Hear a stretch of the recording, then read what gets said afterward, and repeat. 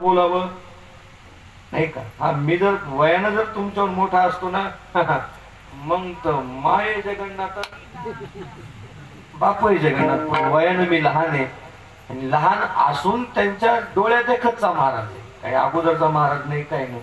पण काय बोलतात, व्यवस्था नव्हती.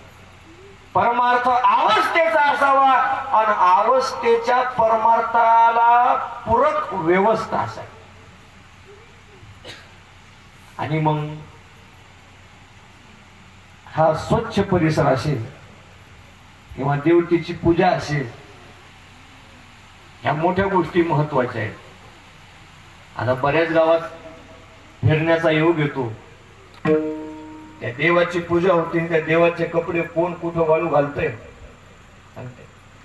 पण नीटनेटकेपणा, स्वच्छपणा व्यवस्थित असावा. बघा किती सुंदर मूर्ती आहेत, असं वाटतं आता गेल्यावर आपल्याला बोलतातच.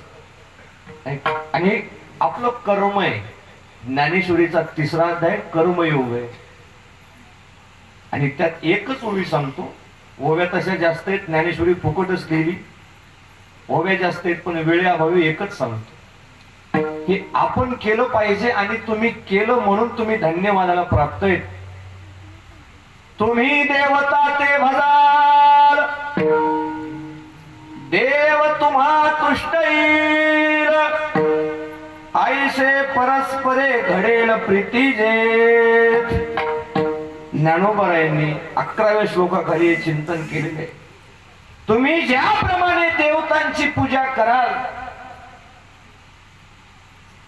त्याच पद्धतीनं देव तुम्हाला तुष्ट येईल, म्हणजे तुमच्यावर आनंदित राहील आणि परस्परात प्रीती होईल, म्हणजे तुमचं देवाविषयी प्रेम वाढेल आणि देवाला माथ्यातल्या भक्ताविषयी काय वाढेल, प्रेम वाढेल. मग त्याची जी इच्छित वस्तू आहे, आणि इच्छित असतं तरी काय, इच्छित फक्त पैसा आहे सर्वांचा.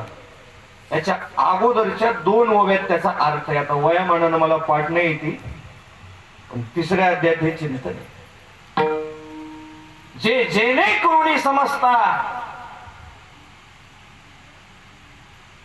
तुष्ट येईल देव समजता. देवाला जर आनंद व्हायचा असेल तर त्याची पूजा केली पाहिजे, त्याचा परिसर स्वच्छ पाहिजे. त्या देवतेत तुम्ही चैतन्य आणलेलं आहे ब्रह्मवृंदाच्या हातानं, आणि त्यामुळं त्याची यथार्थ पूजा घडली पाहिजे.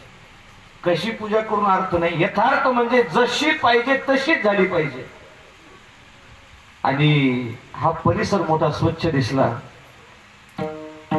बांधकाम योग्य झालेलं आहे. तुम्हीच तुमच्यासाठी एकदा जोरदार टाळ्या वाजवा.